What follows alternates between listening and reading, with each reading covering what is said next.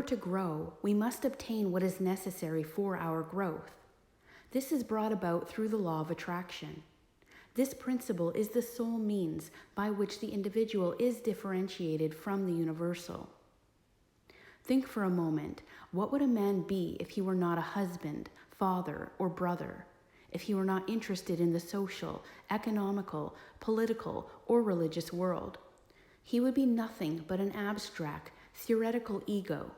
He exists, therefore, only in his relation to the whole, in his relation to other men, in his relation to society.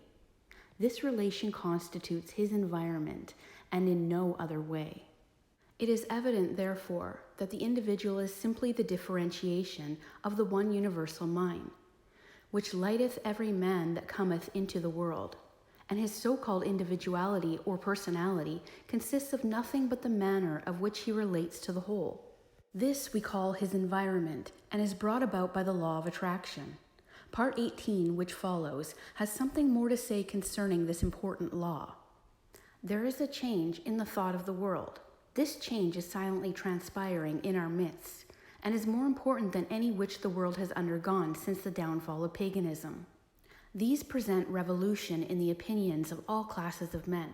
The highest and the most cultured of men, as well as those of the laboring class, stands unparalleled in the history of the world. Science has of late made such vast discoveries, has revealed such an infinity of resources, has unveiled such enormous possibilities and such unsuspected forces, that scientific men more and more hesitate to affirm certain theories as established and beyond doubt, or to deny other theories as absurd or impossible. A new civilization is being born. Customs, creeds, and precedent are passing. Vision, faith, and service are taking their place. The fetters of tradition are being melted off from humanity, and as the impurities of materialism are being consumed, thought is being liberated, and truth is rising full-robed before an astonished multitude. The whole world is on the eve of a new consciousness, a new power, and a new realization within the self. Physical science has resolved matter into molecules, molecules into atoms, atoms into energy, and it has remained for Mr. J.A. Fleming in the address before the Royal Institution to resolve this energy into mind. He says, in its ultimate essence, energy may now be incomprehensible by us except as an exhibition of the direct operation of that which we call mind or will. And this mind is the indwelling and ultimate. It is immanent in matter as in spirit.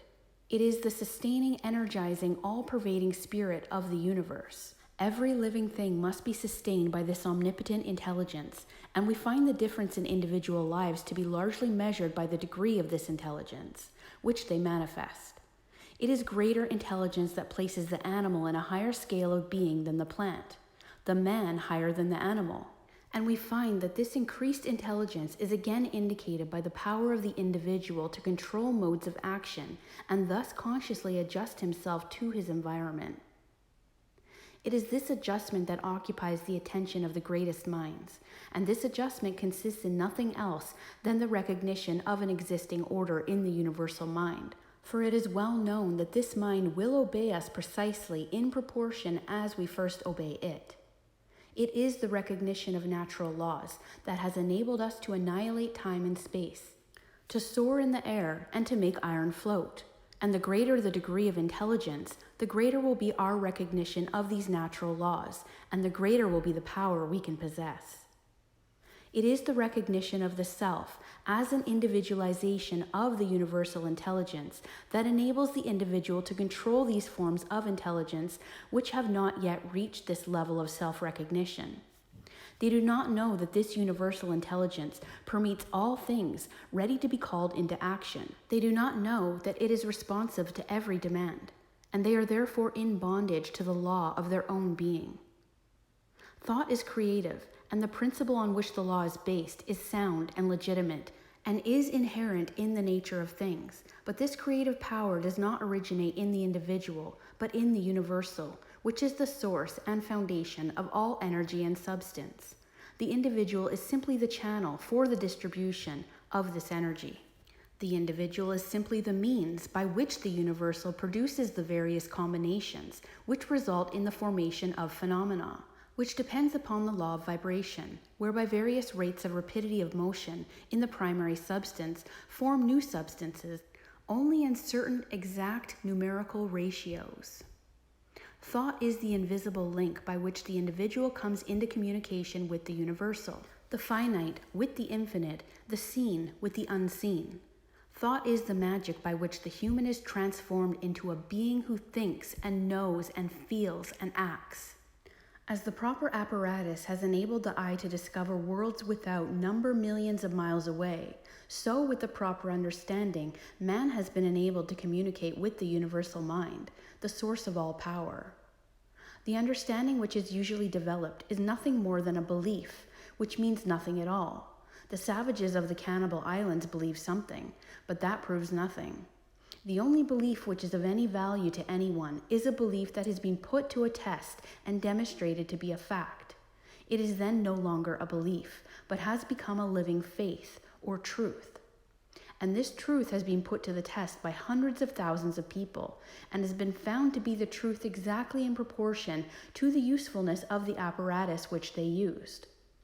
A man would not expect to locate stars hundreds of millions of miles away without a sufficiently strong telescope. And for this reason, science is continually engaged in building larger and more powerful telescopes and is continually rewarded by additional knowledge of the heavenly bodies.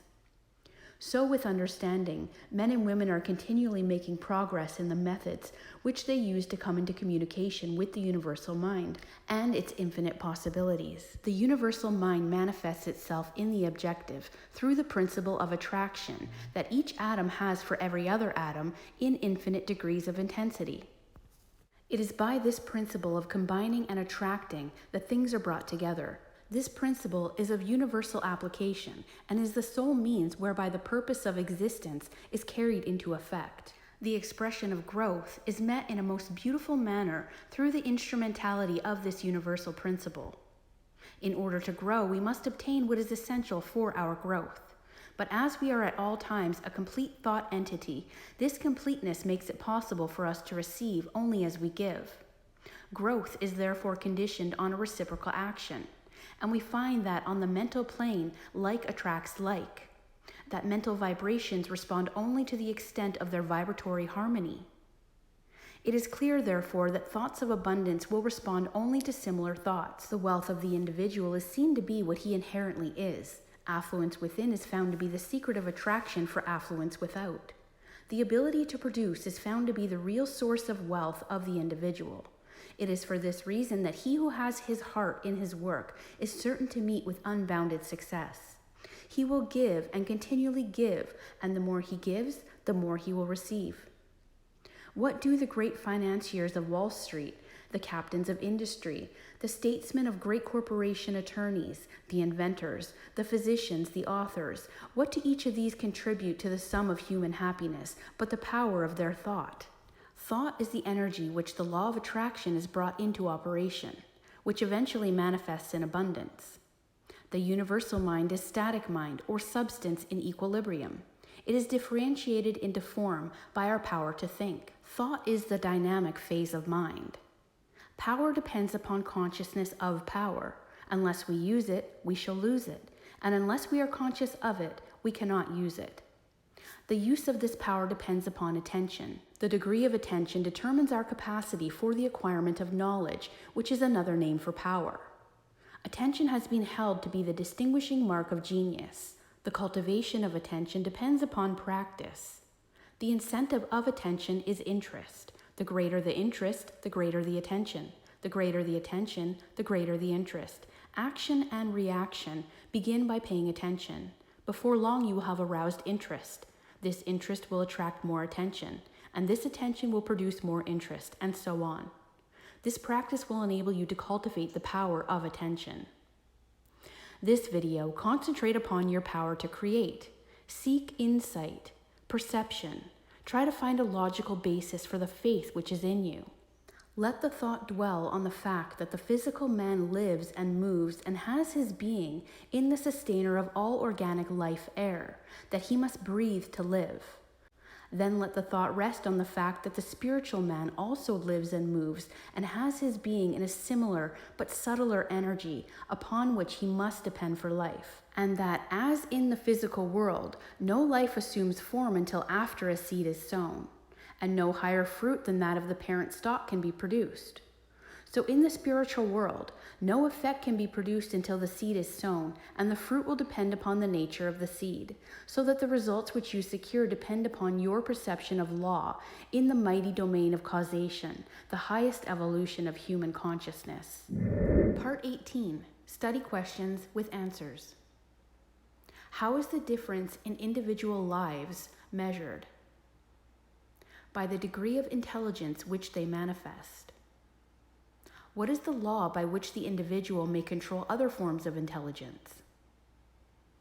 A recognition of the self as an individualization of the universal intelligence. Where does the creative power originate? In the universal. How does the universal create form? By means of the individual. What is the connecting link between the individual and the universal? Thought. What is the principle by which the means of existence is carried into effect? The law of love. How is this principle brought into expression? By the law of growth. Upon what condition does the law of growth depend? Upon reciprocal action. The individual is complete at all times, and this makes it possible to receive only as we give. What is it that we give? Thought. What do we receive? Thought, which is substance in equilibrium and which is constantly being differentiated in form by what we think. So, what do you think? Let me know in the comments if you agree or feel differently. And thanks for watching.